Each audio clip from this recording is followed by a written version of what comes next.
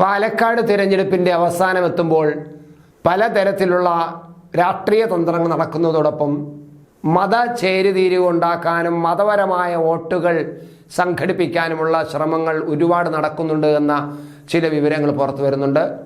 അവിടെ ഇപ്പോൾ സിമി ബന്ധമുള്ള ഒരു MLA-യുടെ നേതൃത്വത്തിൽ പാലക്കാട് ഗ്രീൻ സ്ക്വാഡ് എന്ന പേരിൽ ഒരു സംഘം പ്രചരണം നടത്തുന്നുണ്ടെന്നും അങ്ങനെ നടക്കുന്നത് വളരെ ഗുരുതരമാണെന്നുള്ള ആരോപണം ഇപ്പോൾ BJP-യുടെ ഭാഗത്തു നിന്നും ഉണ്ടായിരിക്കുന്നു.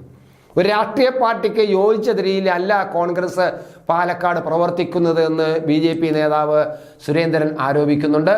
മഹാരാഷ്ട്രയിൽ കോൺഗ്രസിന് വേണ്ടി വിദേശത്ത് നിന്നും ഭീകര സ്വഭാവമുള്ളവരിൽ നിന്നും ഫണ്ട് വരുന്നുണ്ടെന്ന വാർത്ത പുറത്തു വന്നിരുന്നു. പാലക്കാടും അത്തരം ഫണ്ട് വരുന്നുണ്ടോ എന്ന് BJP-ക്ക് സംശയമുണ്ടെന്നും സുരേന്ദ്രൻ പറയുന്നുണ്ട്. മദനിയാണ് ഭീകരവാദത്തിന് വിത്തിട്ടതെന്നാണ് P. ജയരാജൻ തൻ്റെ പുസ്തകത്തിൽ പറയുന്നത്. മുഖ്യമന്ത്രിയാണ് ആ പുസ്തകത്തിന് പ്രകാശനം നിർവഹിച്ചത്. അങ്ങനെയുള്ള PDP-യുമായി ചേർന്നാണ് LDF-കാർ പാലക്കാട് പ്രവർത്തിക്കുന്നത്. ആരാധനാലയങ്ങൾ കേന്ദ്രീകരിച്ച് കോൺഗ്രസ് വർഗീയ പ്രചരണം നടത്തുകയാണ്.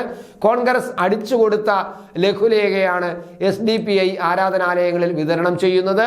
പച്ചയായ തെരഞ്ഞെടുപ്പ് ചട്ടലംഘനമാണ് ഇത് എന്നും സുരേന്ദ്രൻ ആരോപിക്കുന്നുണ്ട്. NDA ഇതിനെതിരെ തിരഞ്ഞെടുപ്പ് കമ്മീഷന് പരാതി നൽകുമെന്നും SDPI-യുടെ പിന്തുണ വേണ്ട എന്ന് പറയാനുള്ള നട്ടെല്ല് VD സതീശന് ഉണ്ടാകണമെന്നും സുരേന്ദ്രൻ ആരോപിക്കുന്നു. എന്തായാലും ഒരു അവസാന ദിവസത്തിൽ BJP വല്ലാത്ത ഒരു ആരോപണം ഉന്നയിച്ച് രംഗത്ത് വന്നിരിക്കുന്നു. എത്രമാത്രം ഈ ആരോപണം ശരിയാണ് എന്നത് പിന്നീട് നമുക്ക് മനസ്സിലാക്കാൻ കഴിയൂ. അവിടെ ജമാഅത്ത് ഇസ്ലാമിയും SDPയും ഒക്കെ മതം പറഞ്ഞുകൊണ്ടുള്ള മത വോട്ടുകൾ ഒരു കാരണവശാലും വേറെ പോകരുതെന്ന് പറഞ്ഞുകൊണ്ടുള്ള ചില പ്രചരണങ്ങൾ അഴിച്ചുവിടുന്നുണ്ട് എന്നാണ്.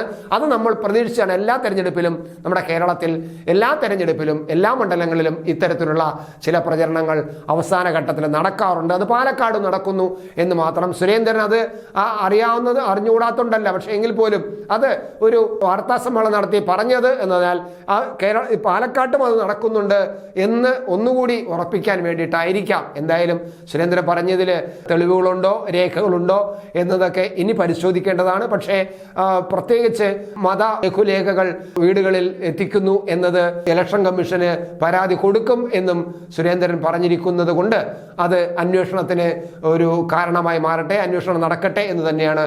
എത്രമാത്രം സുരേന്ദ്രൻ പറഞ്ഞത് ശരിയുണ്ട് എന്നുള്ളത് അപ്പോൾ മാത്രം തെളിയട്ടെ.